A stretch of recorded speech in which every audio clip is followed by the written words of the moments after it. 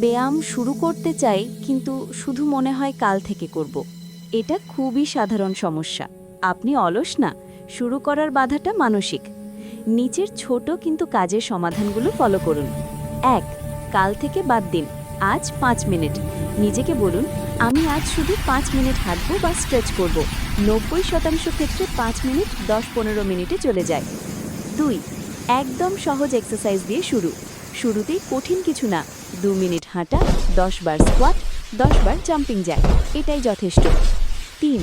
সময় ফিক্স করুন, ভেবে না, যেমন সকাল দাঁত ব্রাশের পরই অথবা মাগরিবির নামাজের পর।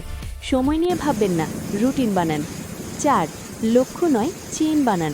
লক্ষ্য বলবেন না ৩০ দিন এক্সারসাইজ করব, বলুন আজ বাদ না। একদিন বাদ দিলে আবার অলসতা আসে। ৫. কাপড় আর জুতো আগে থেকেই বের করে রাখুন। এটা ছোট কাজ কিন্তু ব্রেনকে ট্রিগার দেয়। আচ্ছা, যেহেতু বেরি করেছি, করেই ফেলি। ৬. নিজেকে শাস্তি না, পুরস্কার দিন।